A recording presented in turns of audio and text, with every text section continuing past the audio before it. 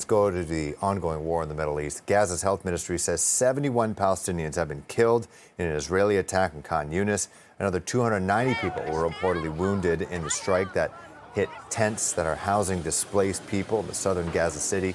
The Israeli military says it was targeting a Hamas military chief. A Hamas official is describing the attack as a grave escalation and claims that it shows that Israel is not interested in reaching a ceasefire agreement. And officials at Gaza's Nasser hospital say it's no longer able to function. The hospital was the largest operating hospital in the besieged territory. Doctors say they're overwhelmed and can no longer provide medical care because of the intensity of Israel's offensive and the shortage of supplies. And with that, the chief of the United Nations is calling for more support for UNRWA. That's the agency helping provide humanitarian aid within Gaza. Impossible conditions, and in the midst of their own grief, the women and men of UNRWA have bravely continued their work in whatever way they can. They are the backbone of humanitarian operations in Gaza. To those of you who have already pledged support, I thank you. And my appeal to everyone is this: protect UNRWA, protect UNRWA's staff, and protect UNRWA's mandate, including through funding. UNRWA is targeted because of its role in safeguarding the right of Palestinian refugees and because it embodies an international commitment to a political solution. Failing to push back will leave other UN entities and international organizations exposed to similar attack. And a moment of silence was held at the beginning of the meeting at UN headquarters for the 195 UNRWA staff members killed since the start of the Israel-Hamas war. Before the meeting in New York, 118 countries, including 15 members of the Security Council, signed a joint commitment to strengthen financial and political support for the UNRWA group. Israel has accused several UNRWA members of taking part in the October 7th attack. Switching gears now, rescue efforts continue in the aftermath of Hurricane Beryl. GlobalMedic has shipped over 700 family emergency kits and emergency food kits to Jamaica, which suffered extensive damage as a result of the storm. Now, Beryl became the earliest Category 5 hurricane on record when it touched down on the 1st of July. Officials say over 60% of residents lost power and 70% remain without water. Now, for more on this, we're joined live by Rahul Singh, Executive Director of GlobalMedic. Thanks for joining us here live on CP24. So what is the latest on the shipments? Are there more here that need to make their way down to some of the hardest hit parts of the Caribbean? Yeah, so the operation's unfolding in two ways. So first of all, we put a team in and they installed a water purification unit down in Treasure Beach. That's in the southwest corner, a lot of damage, small town, and they installed it in a community kitchen. So that kitchen now is clean drinking water. Everybody in the town can come get their clean drinking water from there. And that kitchen is preparing food for everybody daily, a couple hundred meals every single day. You know, like lots of people are getting fed, which is great. The team then has been distributing 1,440 of those family emergency kits.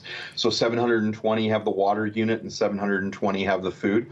We're just sending more aid out. Actually, if we went out my door and into the warehouse, you'd see dozens of volunteers that are packing even more aid into those kits, and we're going to send that down as well. In addition to that, we're helping in St. Vincent and Grenada. How do you coordinate all this? It seems like every time there is a war or a national disaster or a natural disaster, GlobalMedic is there, and you're sending not just like one or two, kits here. You're sending hundreds of kits. How is this possible? Yeah, so listen, we always want to get the right aid to the right people at the right time, and we unpack everything and make it modular, right? So we know getting community kitchens clean drinking water is a smart program, so having a team with that equipment to go in independent of everything else we're doing, that makes sense. If we have to come in with drones and make images and maps and give better information, that makes sense. That's just another package. Giving people those family emergency kits where they have clean drinking water for another year because of the kit, it makes sense. Now we drive the cost of that down by having volunteers come in and pack them. So it's all just different parts and packages that we will go and deliver. And then, like on this team, they went in and installed the water unit, and then the next day they were out handing out the aid. They just got a little lucky on what they're able to give out. But it's always about, it's a lot of experience, right? We've worked in 84 countries. We've run 260 ops. We really know what we're doing. And it's just about getting more of that aid out to the right places. And where do you get all the equipment? to send to these places? Yeah. Yeah, so the water unit, the big water unit's actually made in Richmond Hill, just north of the city. Super proud of that, right? Canadian engineering, that's Canadian innovation at its finest. The household water unit's also made at the same place. They contract manufacture a ceramic filter for us. And then our volunteers come in and drill buckets and do all the assembly. We get all the soap and the hygiene items and the solar lights, and we assemble it and put it together. So it's a lot of Canadian innovation, and the price is really driven down because the volunteers are doing all the assembly. So we're constantly looking to see what families need, and because we're responding so much, like we've got active teams in all kinds of places. Like we're talking about the Caribbean, but I've got people in Ukraine right now. We've got folks in Bangladesh. We've got, folks working in that Armenia crisis, the Gaza crisis. So we're constantly trying to see what people need, how we can package it, and then meet those needs head on.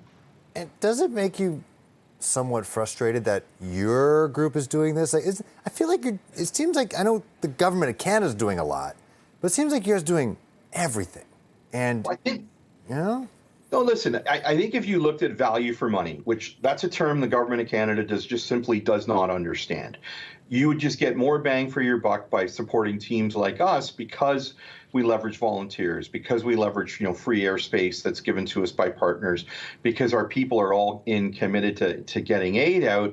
Yeah, it frustrates me that our government kind of wastes money and spends it in the wrong way, and then the aid that any government program money goes to is really slow to arrive. Often it's too late, it's irrelevant, it doesn't work as well as it should. And when you go and try and talk to government, they don't want to hear it, right? And that's frustrating. But you know what? We got to put that frustration aside because there's a lot of people in harm's way and that need help, and we just got to put our efforts into helping them.